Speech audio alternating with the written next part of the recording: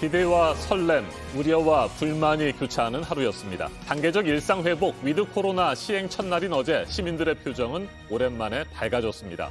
코로나19 방역 조치와 영업 규제로 벼랑 끝에 몰렸던 자영업자들은 이제야 숨통이 트인다며 안도의 한숨을 내쉬었습니다. 서울 잠실 야구장에는 12,000명이 넘는 코로나19 시대 최다 관중이 몰렸고 모처럼 야구장 치맥을 즐기는 사람들도 많았습니다. 하지만 백신 접종 완료 증명과 같은 방역 패스가 있어야 입장할 수 있는 실내 체육시설에서는 볼멘 소리가 터져나왔습니다. 네, 일상 회복이 시작된 이후 확진자 규모는 또 어떻게 나오게 될지 관심이 집중될 수밖에 없습니다. 아직은 그 영향이 반영됐다고 보기는 이른 첫 시작일이었던 어제는 일단 1,600명 안팎이 예상됩니다. 정용환 기자입니다.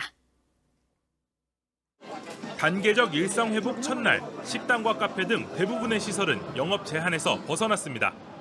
영업장은 모처럼 활기를 띠었고 업주들도 예전처럼 밤 늦게까지 손님을 맞았습니다. 3시, 4시까지 영업을 좀 하려고 준비를 하고 있습니다. 새벽 3시까지요? 예. 그동안에 고생한 거 때문에 조금은 기대는 갖고 열심히 한번 해보겠습니다. 2년 가까이 이어진 코로나19 탓에 기약 없이 집에 돌려보내야 했던 직원들은 다시 귀한 몸이 됐습니다. 늘리려고 그러는데 직원들도 구하기가 힘들거든요. 지금 한꺼번에 위드 코로나 되다 보니까 직원 구하는 데가 너무 많다 보니까요. 어느 순간부터 텅 빈 모습이 더 익숙해졌던 야외 스포츠 경기장은 관중들의 함성 소리로 가득 찼습니다. 어제 서울 잠실구장에서 열린 한국 프로야구 와일드카드 결정전 첫 경기엔 12,422명의 구름 관중이 몰려들었습니다. 지난해와 올해를 통틀어 역대 최다 관객수입니다. 관중들은 모처럼 야구장 치맥을 즐겼습니다. 너무 기대됐어요. 이것 때문에 오늘 왔거든요. 네, 약간 불안하긴 해요. 경기 시작하기 전에 미리 식사 해결하고. 헬스장이나 볼링장 같은 실내 체육시설, 사우나 등에선 볼멘 소리가 터져나왔습니다. 정부가 이들 시설의 코로나19 감염 위험이 높다고 판단해 유흥시설과 더불어 방역 패스 제도를 도입하도록 했기 때문입니다. 백신 접종을 마쳤거나 코로나19 음성 확인을 증명한 사람에만 출입이 허용됩니다. 좀 더 좋아질 거를 기대를 했는데 이거는 좋아지는 게 아니라 그중에 또 대다수의 사람들을 입장을 통제해버리는. 그 음성 결과 확인이 이틀에 한 번이기 때문에 그거 같은 경우는 사실상 아예 그냥 불가능하다고 저는 보고 있고요. 정부는 앞으로 6주씩 간격을 두고 3단계에 걸쳐 방역 기준을 완화해 나갑니다. 확진자가 갑자기 늘면 일상 회복을 중단하고 방역 패스 적용 시설을 늘릴 수도 있습니다. JTBC 정용환입니다. 이처럼 우리나라와 상당수 국가들이 백신 접종을 토대로 단계적인 일상 회복에 나서고 있지만 코로나19 바이러스는 여전히 인류의 생명과 건강을 위협하고 있습니다. 전 세계 코로나19 사망자 수는 이미 500만 명을 넘어섰고 계속해서 증가하고 있습니다. 세계보건기구 WHO 사무총장은 대유행이 아직 끝나지 않았다고 최근 경고했습니다. 박지윤 기자가 보도합니다. 국제 통계 사이트 월드오미터에 따르면 지난달 29일 코로나19 누적 사망자 수는 500만 명을 넘었습니다. 지난해 1월 중국 우한에서 첫 사망자가 나온 지 1년 10개월 만입니다. 미국이 76만 6천여 명으로 가장 많고 브라질과 인도, 멕시코 순입니다. 코로나19 누적 사망자 수는 지난해 9월 100만 명이 넘었고 이후 3, 4개월 간격으로 100만 명씩 증가했습니다.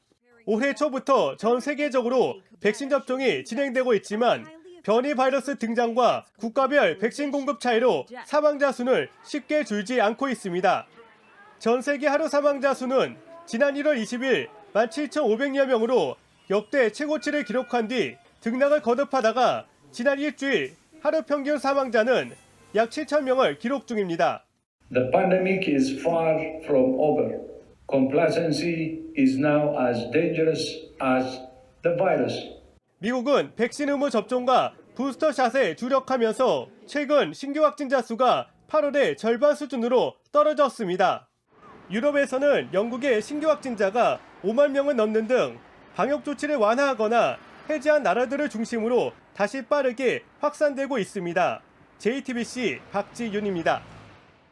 영국 글래스고에서 열린 기후변화 협약 당사국 총회에서 문재인 대통령이 온실가스 40% 이상 감축을 약속했습니다. 바로 지금이 행동할 때라고 강조했습니다. 이번 총회에는 북한 대표도 참석했는데 문 대통령은 남북 산림 협력도 제안했습니다. 현지에서 김소영 기자가 소식 전해왔습니다. 영국 스코틀랜드의 항구 도시 글래스고에서 열리고 있는 유엔 기후변화협약 당사국 총회. 100여 개국 정상이 참석하는 코로나 팬데믹 이후 최대 규모의 정상회의도 함께 열렸습니다.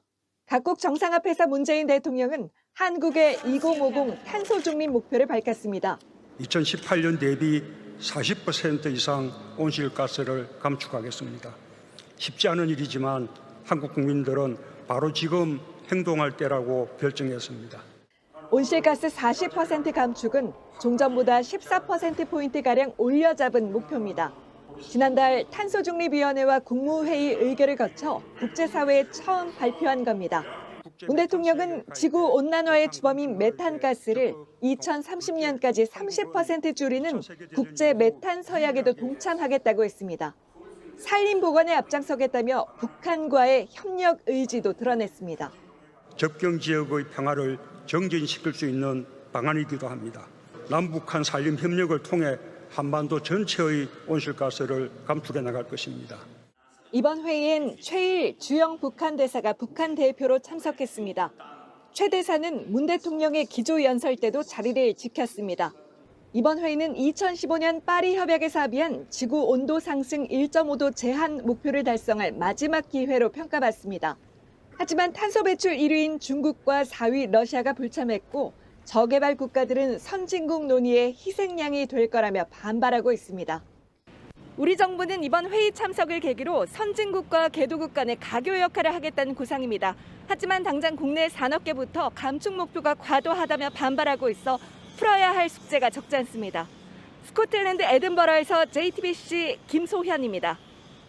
조 바이든 미국 대통령이 트럼프 전 대통령을 대신해 국제사회에 사과했습니다. 미국이 섣불리 기후협약에서 탈퇴하는 바람에 지구온난화에 대한 대응 속도를 늦췄다며 모두를 공경에 빠뜨렸다고 인정했습니다. 기후변화협약 당사국 총회에 불참한 중국과 러시아를 향해서는 각을 세웠습니다. 워싱턴에서 김필규 특파원이 보도합니다.